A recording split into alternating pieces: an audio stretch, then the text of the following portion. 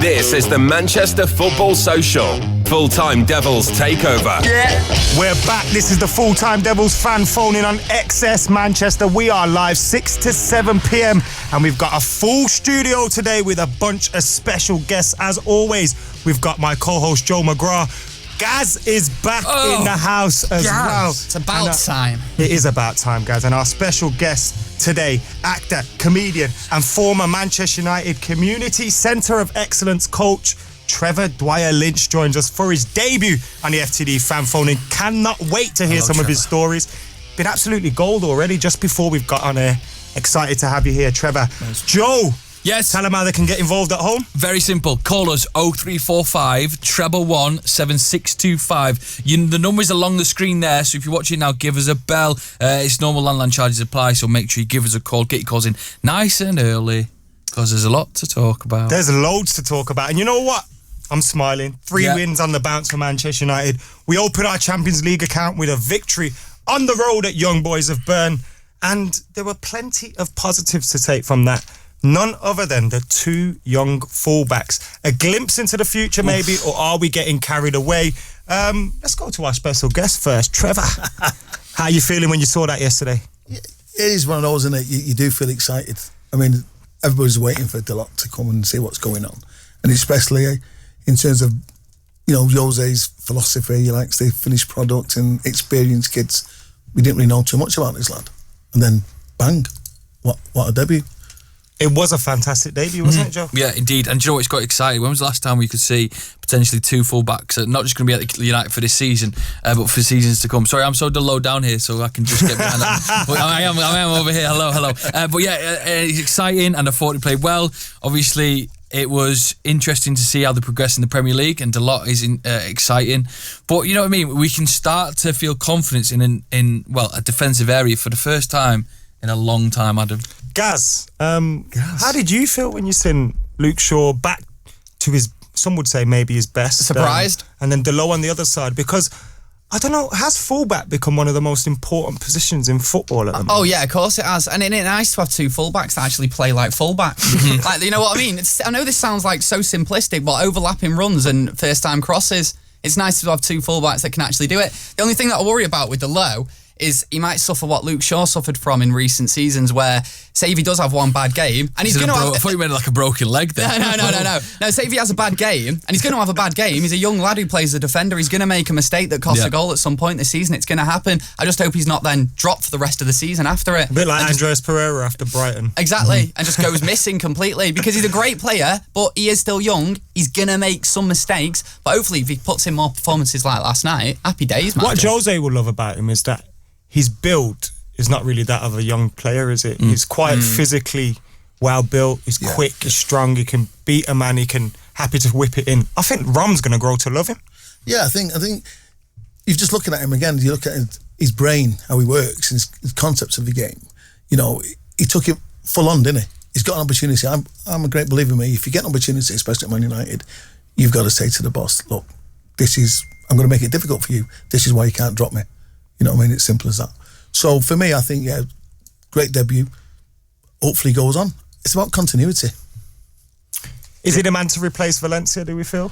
I do feel that, and I also feel what I'm happy about is we got him for a reasonable price as well, a reasonable price. We often see United getting ripped off these days, and the fact that we spent not a lot of money on him, but yet he's looking like a good player who can 19 million on him, which is good these day and ages. You play what did people pay £50 million for a good fullback, and if we get him nice and early and build him up, you'll be looking at that signing in 5-6 years time, and we'll be realising that we got a bargain for that lad, which is good. And I think that whoever spotted him, I hope he's still out there at the moment and looking at different other players around Europe who we can get in and can do that, because United at the minute have got a tendency to get ripped off by the big clubs, but if we can find players like that, hopefully we're in happy days.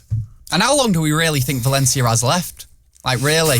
I mean, I think last season, after last season, you should be thinking... To be fair, Dalot completed more crosses than Valencia has since that 2009-10 season when he kept putting everything on Rooney's head. In the first 3 minutes of the game as well. Like, as soon as he got it, he looked up, saw Lukaku, was like, that's where that ball's going. Yeah, and Valencia's never done it. No, it's mega. And the thing, if you look at, people berate Lukaku a lot. or Green Mile, as we call it in the stand. You know what I mean? But they berate him. Listen, his touch isn't great, but if they got a striker who comes in and scores 23 goals without service, how many can score with service? So I don't care if his first touch isn't like Messi's. I want him to be a bit of a rude in the box. You know what I mean? Just score goals. Get him fired into him. He'll score. You see him, Belgium, he gets service, he scores. You've got a kid like Dalot, you've got a kid like Shaw, who can both do that. That might be the answer.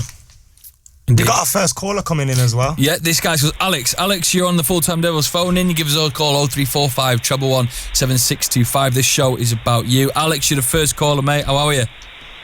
Okay, you. Yeah, I'm very well, Alex. You're on the stage is yours. About you, Joe. Yeah, thank you very much, Alex. I'm actually coming to my first game on Saturday.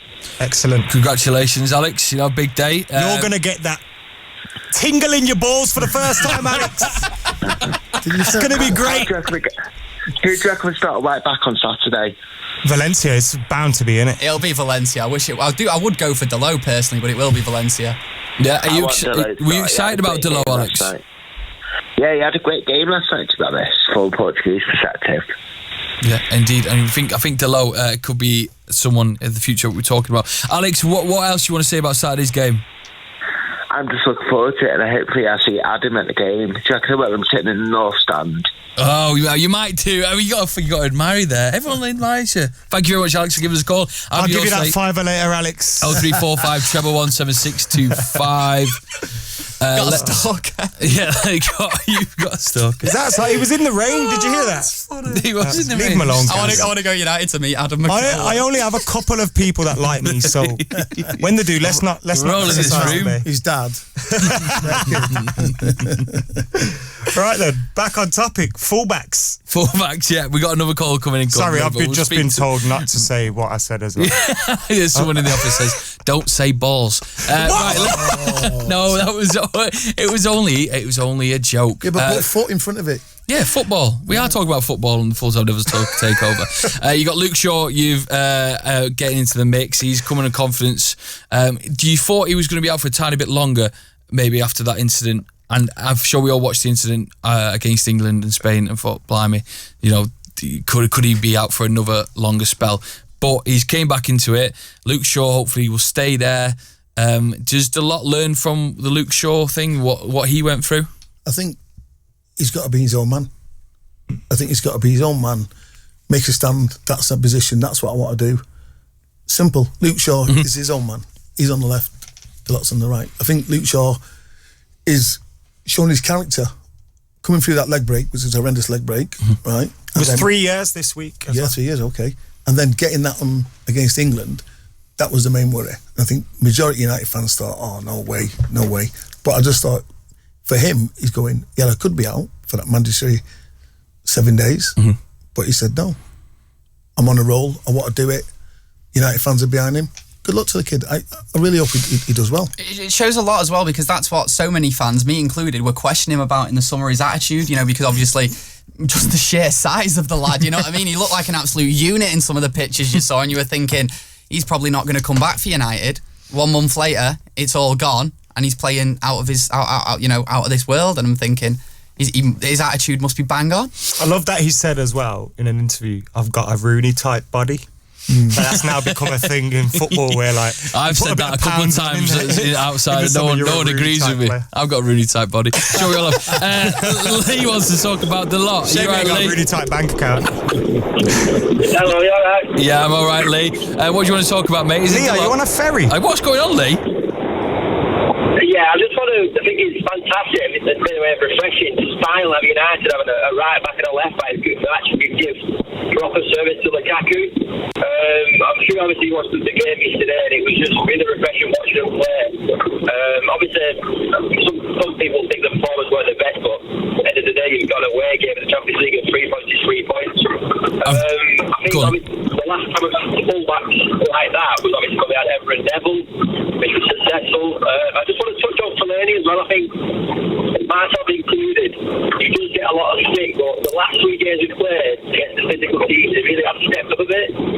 I can't hear him. Yeah, sorry, Lee. We just missed you there, but we got your main Fellaini has points. stepped up Fellaini. in the last There's one 3 we can games. all have a chat about. I'm sure you want to have your say. 0345 17625. Give us a call about Fellaini. Has he changed your opinion as a Manchester United fan? What are you shaking your head for, Gaz? Because it's not a case of changing your opinion. I think a lot of people sort of agree, and I know that you probably agree with this as well, Trevor. We were chatting before about it. Where Fellaini's a great if he's being used as a squad player, and great if he's being used off the bench when you know you need that big physical presence. I understand that. It's when he's starting in midfield in Champions League knockout games that's the problem. I don't have a problem with Fellaini. It's when he plays. Yeah, should we go to Mohammed? But having said that, Gaz, yeah. Sorry, Mohammed, I stay there. agree with you, and that is that is something I've said exactly word for word in the past, because that's how I feel. But in the last 3 games, he's played in midfield, and he's done well, and he did that for Belgium at the World Cup. Has he changed? This is what I say. Whichever's got. Listen, I'm saying this. So we've got a squad of 22. Yeah. So every one of them 22 players are in that squad for a reason. So whether they come off the bench or whether they start, they've got to do a job. Otherwise, go back to the old system, and we had 14. We have 11 and 3 subs, or we have 5 subs. What? You got a squad of 22. So I don't care if it's Fellaini, I don't care if it's Pereira, I don't care who it is. When you come in, you've got the opportunity, you do it. The purist who've seen everything will say, no, he's not a starting 11 player. But like we've just proved, he's just come in, he's playing in front of the back three. How well's he done? You know what? This might be controversial and a bit of an unpopular opinion. Don't say that word again. But right now, I think Fellaini's a better option than Matic. I think Matic's lack of mobility. We're going to have to go to a break. Am I right in thinking that Matic has just got in, or has been shortlisted for the FIFA Pro 11? I don't care about that. Am I right in thinking Yeah, that? you are. So you think saying one of the best midfielders in the world is worse Was than that Ashley Fellaini? Young in the World Cup 11 or something? No, he wasn't. Should we bring Graham into it? Graham, you okay, Graham? Hi mate, how are you? Yeah, very well. You want to come in on this debate about Fellaini? Oh, can you turn if you've got us on in the background, just turn it down for us if you won't mind. I've always wanted to have one of them callers. Do you think we have to say that? Oh, can you turn your radio down in the background, please? Do you want to ask him again? I had it on speakerphone because there was a caller beforehand. Yeah. No, I just think that, see, being fair, Fellaini's more a type of player that Mourinho would like because he excels more in certain positions. Rather than, I think Mourinho has been bought players rather than, I agree with Stephen where he said that Mourinho gets players bought for him. But I don't think Sanchez is a Mourinho player. I don't think Fred's a Mourinho player. They're too flimsy. I think he likes kind of more physical players, players that give a bit more dominance in their position. I don't feel that you've really got many like that. Can I just stay on the line, please, Graham? there. Trevor, your face then was an absolute picture. Shaking your head. Does that mean you think Sanchez is a Mourinho player? Yeah, I do. And I think, because again, we got to remember, easy for me to say, what you got to remember with Jose, he wants players who are the finished product or near the finished product. He's not about developing, right? Sanchez, whether we like it or not, is a world-class player, right? I believe this kid Fred has got the potential to be at the moment, a poor man's Kante, a poor man's Makelele. You've seen the work rate of this kid. Have you seen him? He gets box to box. He breaks up things. He gives it the ball to players that he wants to be. That's the type of player that Mourinho likes. We know Mata, for me, is the most technical gifted player in our club. But he's not a Mourinho player. But he's there, and because of the fans or whatever, he has to play him. Okay. Graham? Right, well, my kind of contradiction to that is why we were so heavily like Perisic, a two-footed player that can cross the ball and score goals.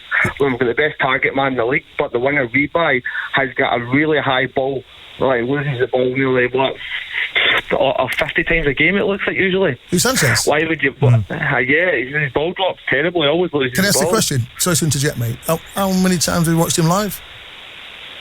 Watched him live about 5 times last season. Okay, 5 times. Okay.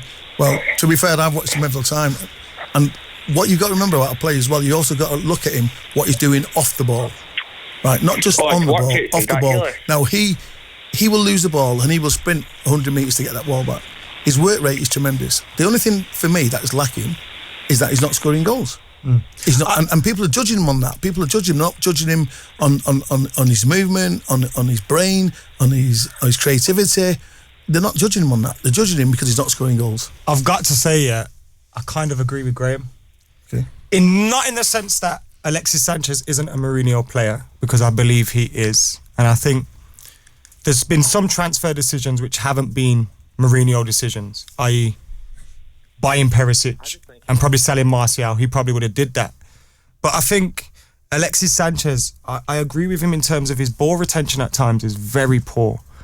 And he reminds me sometimes of Wayne Rooney in his latter years, where he'd get frustrated with what was going on, drop deep, keep losing the ball, and nothing seems to go right for him. And I thought this season was going to be the season of Sanchez. And as of yet, we haven't seen it. I think there's more to come. I think he's trying too hard. Graham, thank you very much for your call. Possibly. Gaz, you got some good comments over there that you want to read out? Got some good comments. Gaz is on the comments today, so be nice to him. First, let's start with Sanchez, since that's what we were just chatting about. GN says Sanchez is a better player than Martial. I'm sure you're not the only person who would say that. I personally think Martial's one of the most technically gifted at United, and I disagree. Itch G says Sanchez gets in the way of his teammates in this free role. And I also just want to go back to a few comments that were made about Adam's Matic comments earlier on. Adam, calm down. That. Oh, wow. Sack Adam immediately. What is Adam smoking? Don't answer that. Adam's going crazy. Right. Now let me qualify what I said. I mean, so far this season, Fellaini looks a better option than Matic. I think towards the end of last season as well, Matic was in the team based on reputation rather than performance. The same with Alexis Sanchez. And I feel his mobility at times is so poor. I think he offers us some good protection, but his mobility at times We'll talk about mobility when Fellaini concedes a 90th minute penalty in the next 2 months, because it's going to happen. Don't put that one up. Well, give us a call. That's a good one to get the debate going. You give us a call today. We're on for about another 40 minutes. 0345 177 No one can ever say, though, that I have an agenda against Fellaini. Why? Listen, if you got a fella, right, if you got to see this kid has been vilified, hasn't he? This lad has been vilified. You seen his stand? Fellaini? Yeah, of 10,000 people standing up, booing him, giving him pure rubbish hatred. For him to do that and come through what he's come through, that for me shows bottle, character, determination to say to people, yeah, you may think I'm this, but I'm that. Now, listen, you can ask Rio, you can ask Vidic, you can ask any of our back four, when we played against Everton, when Fellaini was there, and they will tell you unequivocally he was the hardest man that they played against. That 4-4, remember that? They'll tell you, right? So when he suddenly comes to United with Moyes, because he's Moyes' number one, he's thinking great. But then suddenly you come into an arena like Man United, it's too big for him. It was too big for him. So he's not going to fulfil that potential, what they thought they had, or replicate what he had at Everton. But for him to do what he's doing now, for me, he deserves to be in the squad. Well, we're going to have to take a quick break. Any comments you want to throw out us, guys, before we go? There's just one quick one saying Fellaini should play with Matic in midfield. So is that suggesting both of them. Pogba and Fred should be dropped? You may as well stick my mum and dad in central midfield if we're going to go with them two. Right, we're going to have a little break, but I've got a little question for you, right? Pogba made his debut for United this week in 2011, so I want your greatest centre midfield player ever for Manchester United in the comment sections, on the text 87711. Can we exclude one? There's only Should we exclude Scholes in there? Why are we excluding Scott? Well, Because for me, he's the obvious choice. Well, you can do whatever you want, Gaz, but you'll be reading the comments out. Gaz will be reading the comments out, so get your comments in. Nice. Pogba made his debut for United this week in 2011. Your greatest centre midfield players of all time. Do you want your half-time brew? Yes, please. Yeah, we're going to do that. We'll be right back after this. Excess Manchester. This is the Manchester Football Social. Full-time Devils takeover. We're back, and we're going to be talking on the FTD fan phone-in about great central midfielders. The debate in the studio was mad. The debate in the studio was going off, so we have to take it on. Got a little bit heated. It did get a bit heated. Guys, the comments are coming in. So the question was, greatest central midfielder for Manchester United. Predictably, quite a lot of shouts for Scholes, a few for Keane. Al Harrington says Darren Fletcher. Scott Kent. Is that Statman David saying Darren Scott Fletcher? Kent says Brian Robson. Obviously, huge shout, Captain Marvel. I'm seeing if there's any interesting ones in here that aren't joking. But I have a feeling the people saying Anderson and Jemba are joking. So someone said Nicky Butt. Yeah, Nicky Butt. I don't think he's the greatest, but I think Anderson. One of the most underrated that we've had. The name that stirred the pot in this room was one Michael Carrick. I don't think anyone in this room was arguing Carrick was number one. I think the argument then was whether he's a great Manchester United midfielder. Whether he's my number one, I won't say Robbo, and that will hurt my dad's feelings, but I'll only say that because I didn't get to see Robbo. Right. You know, I never got to see that Robbo. Yeah. But my Robbo was Keano. Yeah. And for me, Scholes is an amazing footballer. One of the best central midfielders we've had. He could dictate the tempo of play, everything. But without Roy Keane, we don't have the success we had, I don't think. Under Sir Alex at that time. As a leader. Yeah, that's the leadership. And as a footballer, he was amazing too. Yeah. But I just think that leader, we speak about leaders, we spoke about him earlier. He had it all. He could pass. He went from a box to box. When he first came from Nottingham Forest, he was scoring goals. And then he learned to just, all right, I'm going to chill. Give the ball to Scholesy. Let Scholesy do what he wants. And I just think Roy Keane, for me, he deserves my shout. You did. Gaz? It's got to be Scholesy. Yeah. It's got to be Scholesy. The Ginger Alliance over there. That's all it is. The thing is with Scholesy is I got my season ticket at Old Trafford, I think it was like 2007. And obviously that was when Scholes was playing a little bit deeper and he hadn't been doing it for too long. And he was just unbelievable, mate. He controlled every single game that he played. He'd take your breath away with his passing multiple times every single time you're at Old Trafford. And also, when the reason that I pointed out the fact that I was actually going to the games then is because you can actually watch what he's doing and where he's moving. You can he's looking at all the other midfielders. He knows where they all are around the pitch. And also, he gave me one of my best ever memories. In fact, my best ever memory at Old Trafford in the goal in the Champions League semi-final against Barca. What a man. The greatest goal I ever saw was his against Villa. The volley. But also about Scholes is you've got to say his attitude off the pitch as well. Just kept his mouth shut. Yeah. And didn't say anything that was going to get him in trouble. I got one thing to say about that though. What he's like now. We're talking about Pogba now. Hand movements here. Can you imagine if Pogba ever refused to play in a League Cup game? What the social medias would be like right now. Yeah, but that's today's Will. And with all due respect to Scholes here, he was the Don. So, with all respect to Pogba, that has to come, hopefully. What did you go for, Trevor? I'm split again because I love Scholes. I love what he does. But the only thing he likes, he couldn't tackle. So, for all round, he gave us everything. Leadership, passion, could pass, could score goals. Short play, long play. Robbo. Indeed. I'd love to have your say 0345 177 Come and give us a call, please. Get involved in the show tonight because we've got about another 40 minutes. I would love to hear from you. Well, not half an hour we got. Time's gone quick because we're just having great fun. One of my first ever videos with a footballer was with Robbo. Oh, yeah? And he was such a nice guy. Yeah. Oh. Play football with him and everything. Is this around the table chat? And then he followed me on Twitter. Oh, have you got? You're followed by Robbo on Twitter. DM him, see what he's up to. On that note, he is the greatest central midfielder of all Yes, time. of course he is. What else we got? What else we coming up with, Adam? What do you want to talk about? Oh, this is the point. This is the point I hand over to you. Right. This was today. Last week we had Rennie Moulenstein. Yes, we did, and he was a legend. Recommend you go check that out. It was an absolutely fantastic guest. But today we've also got someone that has worked within the club, worked as a coach, and helped spot talent from a grassroots level upwards. And so we want to speak to Trevor about the Manchester United way and what he thinks that is as someone that has worked in the club in the past. What do you guys think? Do you have any questions for Trevor? Because we've got a fountain of knowledge over there. So what I wanted to know is there was a case of Fergie saying that that when you talk about Fergie knew everything and he knew everyone in the club. Yeah. How much did he have an influence on your role and your job? Like, did you have to speak to him when afterwards, like on your day-to-day basis, did you have a report with him? We had a couple of meetings with him a year because we're junior coaches, you know what I mean? But because the man was so personable, if he saw you in the street, if he saw you whatever, he'd chat to you.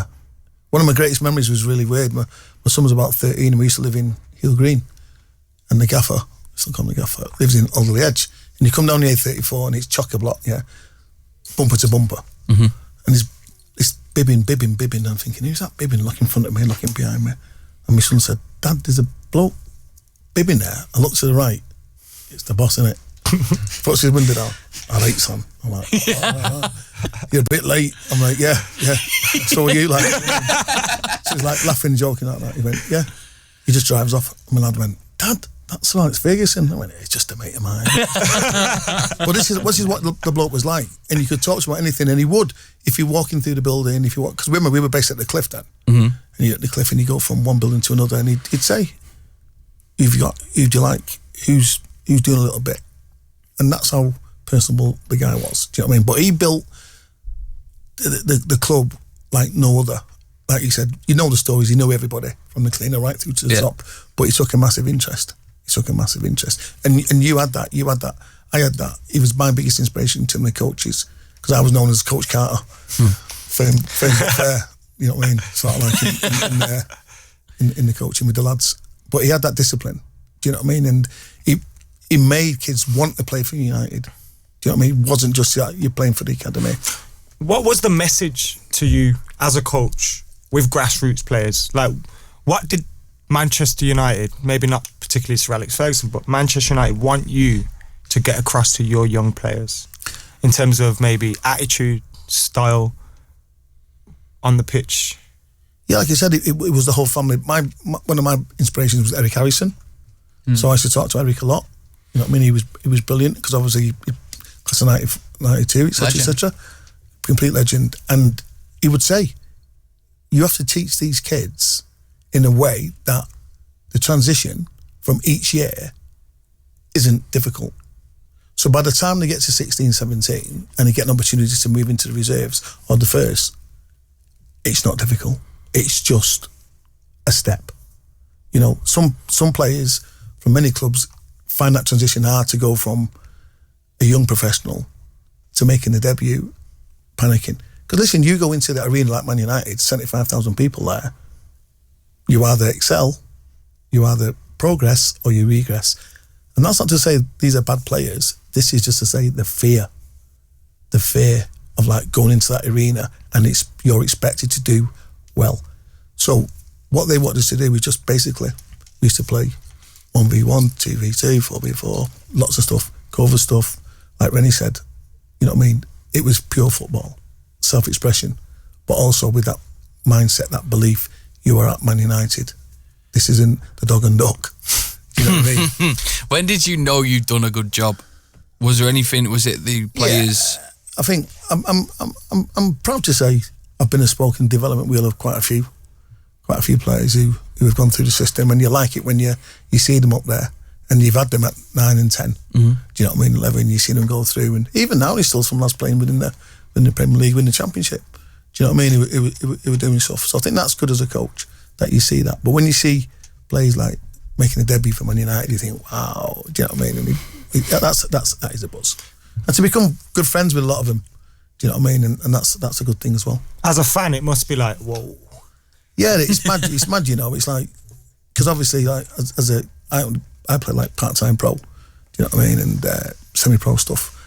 And then I started with our noisy neighbours, and I got my badge. And then Dave Ryan, he was my mate, academy, community leader, said, do you want to come to United? It was like, oh my God, working for Man United, you know what I mean? It was just unbelievable. So then that was it, and it's a fairy tale. And luckily I was there at the best years, I think. You said that one of the last players that you worked with was Jesse Lingard. Yeah. Jesse's great. I say he's a friend of the channel, seeing as he watches us, and he's been on a few times. Yeah. But I've spoken to his old man in the past as well about his development. Yeah. And you think, or you suggested earlier, that you feel that the way academies are currently run do not work. And when you say that, do you think then that someone like Jesse Lingard, first of all, what were your first impressions of him? And second of all, do you think he benefited from Fergie saying to him, go away on loan, come back when you're 22? And then he went to Birmingham, Derby, Leicester, Brighton, played at all these places, got first team experience playing under that pressure of men's football. Do you think that was the difference for him in making it at United? You got to remember, just to clarify, when I said academies don't work, I don't think they work now. Yeah. I don't think they work now. If you're in the top 6 club, the top 6 clubs, academies, are you, as a young British kid, going to get an opportunity? I say no. Because managers under so much pressure now to deliver.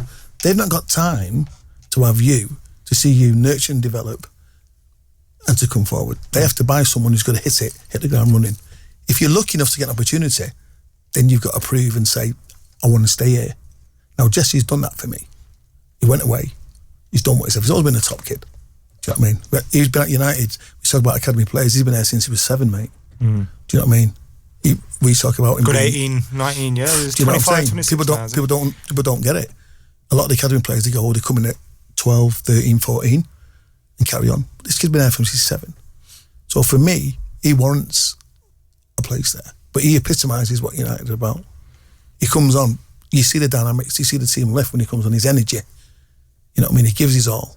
All right, forget about all that dancing with all that business. But that's today's world, isn't it?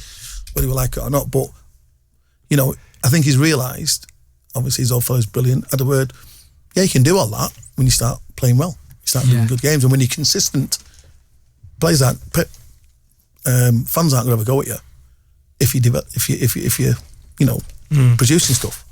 But United, I don't think now you're going to see all these top kids coming through. You're not. Because at 21, if you're not in the first team, you need to go out and play. And the pressure's on managers. I don't care if United, City, Liverpool, Arsenal, they have got to have results. They've got to produce.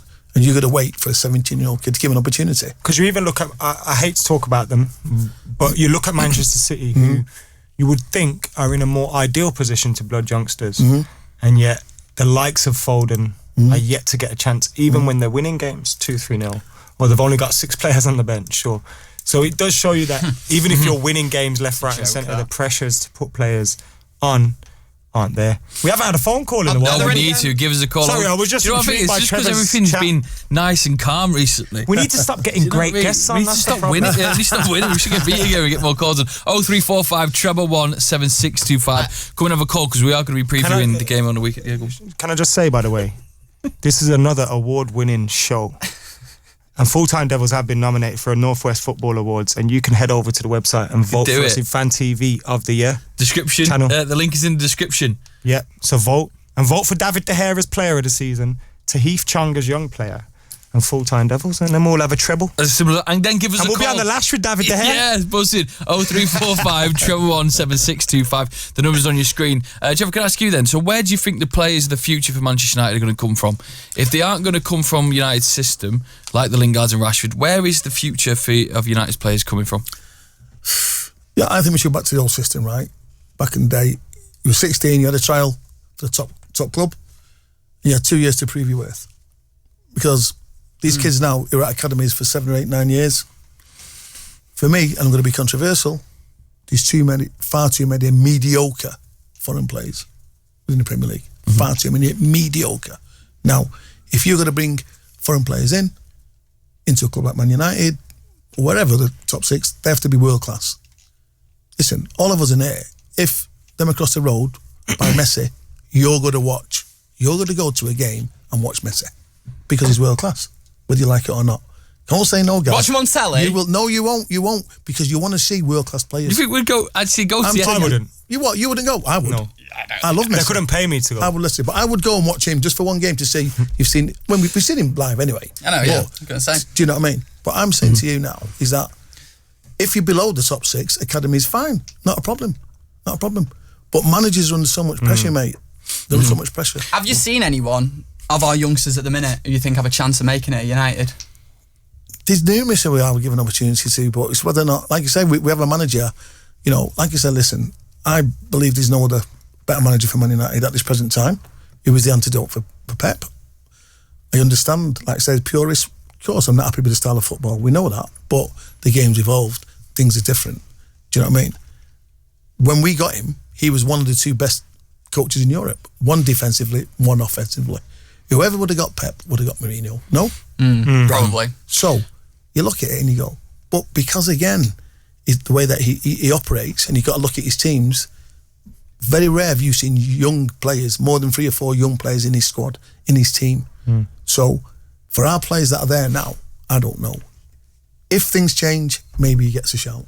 It's very similar to what Rennie said last week, actually. Rennie said the problem is we haven't got enough British players that are there to pull up the rest when they're not pulling their weight. On to a phone call. Aidan. Oh, hey, how's it going, guys? You all right? Very well, mate. You want to have a chat about what we're talking about, the future of Manchester United? Future Manchester, so I kind of joined this chat late, so sorry if I've already kind of covered something that you guys have been talking about. But really, I want to talk about, the future after Mourinho. I mean, me personally, I'm a big fan of Mourinho. I think he's the best of a bad situation. We're not really going to get a better manager than him at the moment. But obviously, moving forward, when he does end up leaving, to avoid making the same mistake that we've been making so far, again, Van Gaal and again, all these top-tier managers, who do you think we should get next? And do you think we should recruit for another role in the club to make sure history's not repeating itself in a bad way? It's a good question, but I think Trevor wanted to answer it. I'm on it because I think this is what I think, right? And I know it's not going to happen because the club that we are, we have to go for marquee managers, right? Same Now with for players. me, this is going to be thrown right in. Chris Hughton. What? Listen. I'm throwing it in. Listen to the reason. Why didn't we only mention this at I'm throwing it in, right? You look at what he's done and where he's been, right? He sets his teams up well. Yeah? Just see that against Brighton, against us. Sets his teams up well. They play good attacking football. He's not had the resources that someone Man United could give him. Secondly, Eddie Howe. Good, young, British coach, manager. Plays good, exciting football. Again, with the resources that Man United could offer, why not? But we're not going to do that. We're going to have to go for someone marquee. So it's about Zidane. How much is he going to want? I remember once upon a time, Stephen Howson said Mark Hughes for Man United manager. But I think I might have heard something that is a little bit more ridiculous today. Right, we're going to have to take a little break. Thank you very much, Aidan, for your call there. We've got another call on the go. We're going to be obviously talking about the game of the weekend, but I've got a little question for you before we go on a break. David De Gea is currently 5th for Manchester United with the most clean sheets. He's got, like I said that right, most clean sheets. He's got 119. Who is ahead of him? Sorry, what goalkeepers are ahead of him for the most clean sheets? If he's 5th, who's 4th, 3rd, 2nd and 1st, please? We need the answers there in the comment section. Don't say it yet. I'm going to say it. You're going to be reading out the answers. We'll be back in about 3 minutes. Get your calls in now and we'll speak to you right after this. Hey, Mercedes, what's...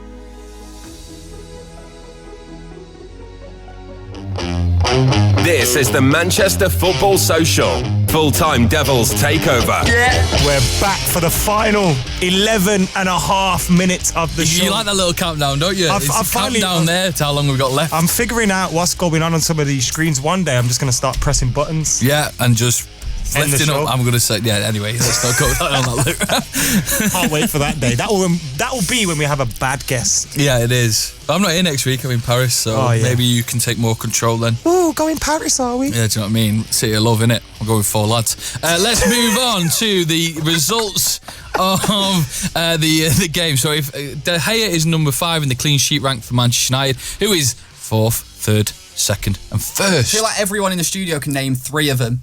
Yes, and then everyone who got it right on the comments Googled it. I can name all 4, but I don't know what order. Go on. The order. The reason I can name all 4 is because I make social video subtitles for Full-Time Devils, and this was one of them. Right. So basically, right, we all knew... Who's in 4th? Okay, right, we're doing it in order. Who's in 4th? Is it Gary Bailey? No. Alex Stepp. Van der Sar. Van der Sar's in 4th. Who's in 3rd? Gary Bailey. Yeah. No, who's in 2nd place? Barthez. No. Alex Stepney. Who's number 1? Peter Schmeichel. Well, I don't know if you've got it right in the comments. So the name that none of us could get, Gary Bailey. Who's the greatest? We should do a 1 hour feature on him next week, Gary Bailey. Okay, maybe not. Let's move on to the game of the weekend. We're all excited for it. I am worried. Are you worried? I am worried. I'll tell you why. We've won 3 games in a row. Mm-hmm. Every time we seem to do this and steady ourselves and get back on track, there'll be a game like Wolves at home on the horizon. The boat. Now, Wolves are a very good footballing side, very well organised. They've got some very skillful players in that midfield. Moutinho, Ruben Neves, the lad up front, the Mexican lad, what's his name? Raul Jimenez. I know that a lot of Wolves fans are confident in the future of him. I was listening to another radio station. They said that he is going to be. You listen to other radio stations? Apparently I do. That he's going to be up there with the best players, and they don't predict, Wolves fans, that he's going to be at the club for much longer, apart from this season when the big boys will come in and take over. Yeah, but what do they know? What do they know? They watch the club week in, week out. Watch Wolves. So, I mean, Wolves are a bigger side than Man City, to be fair. No, to be fair, it's true. It's not even controversial. Just putting that out. Yeah, 50s. Okay, we just lost half our Manchester audience. Adam, let's talk about the game then. We obviously mentioned the lineup. I've got a gentleman on the line who I want to bring in because he's been there for a while. Etienne.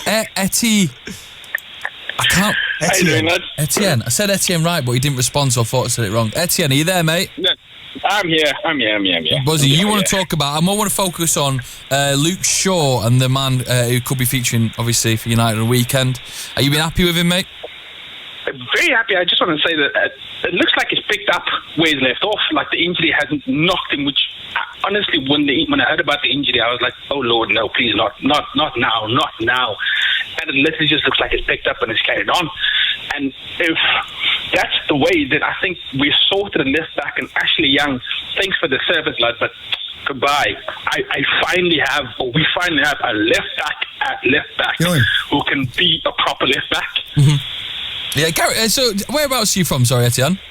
I'm from South Africa, from Cape Town, South Africa. So Gary Bailey, who's the goalkeeper none of us knew about, he's from South Africa. Do you know of anything about Gary Bailey? Can enlighten us in the studio? Not that much, because we was playing well before I was born, so yeah. No. So Trevor's the only one in the studio. I'm the only one to know him. Well, Etienne, can I ask you a question? So ask me. So your name is obviously... You were named after a place where you were conceived, is that correct, sir? I wish that. No. That was not the question I thought you were going to ask. No, another balls-related thing. Saying that. Footballs. Right, yeah. Yeah, we got Stockport on the line next. Let's see what he's got to say. Right, thank you very much, Etienne. Let's move on to the weekend then.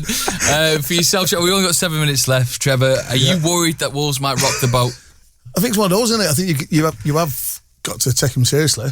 You've seen what he did with the nosy neighbours. You know what I mean? And they got bitten by wolves, didn't they? So you got to take him serious. I don't think they're a club that's come up from the Championship. They've got nothing to lose. They're either going to beat 8-0 or they're going to do something which he did against Man City. So yeah, we've got to take the game seriously. I think it'll be a good game, but I'm going for a win. What happens for you, Adam? Because obviously you do all the fan cams afterwards. If United do get beat, or they struggle and we get a draw, or they just scrape it, what do you go through and what do you have to say with the fans that come out outside the game? It's going to be a long season if we struggle now at home skis. You know the thing with Manchester United fans, yeah? I know you get the occasional person that will rant and rave and be a little bit angry, but I think a lot Manchester United fans tend to see the bigger picture a little bit more. Is the way I look at it. That's the way I try and look at things. Obviously, you look at the 90 minutes and then try and look at the bigger picture. And I think that's how a lot of fans are at Manchester United. You obviously have the people that will react to a game or to the 90 minutes. But as for this Wolves game, I'm confident we will do it, but I just want the team to not show that overconfidence, because it could so easily turn. If it's 0-0 at half-time, 60 minutes gone, it's 0-0. Wolves are good enough to stick a free kick in the top corner, Ruben Neves can, or create something for Jimenez. So we need to be at it. If we can get 3 points in this game, and then we've got, I think it's West Ham, and then some Derby, West Ham, a few other winnable games, we can go on a run. Yeah. But I'm not getting carried away just yet, man. Trevor, you mentioned outside that you said that Sanchez is going to come good. Yeah. Is this the games where he's got to pull his weight, come good, show the reason? I just think he's trying too hard, the kid. I just think he's trying too hard. Like I said to you, if you look at his work rate, you look at his decision making, do you know what I mean, in terms of movement, and he doesn't get there, he gets frustrated. Because I look at him plays off the ball, I like to see what they do off the ball, and the body language works about. Do you know what I mean? I don't know, if he starts scoring a couple of goals, mate, he'll be on fire. But like I said, and I keep maintaining that, he's got to play in free space behind Green Mile. Lukaku of Pogba, all key players. It's good we've got a squad we can be confident in. At the minute, I think it was a rocky start. We have got a squad that we can be confident in, but I'm just. Let's get through. Let's get on a run. 6 games in. 6 games in. Get on a proper run. I know. I'm just aware that over these last 2 years we have been very up and down. So I don't want to think, we've turned the corner and then we get slapped by Wolves. I still don't think he's got where he needs to go. I don't think he's still got where he needs to go. Like I said, he still thinks we need tweaking. What score predictions? We've got a minute or so left. Minute 20. 3-1.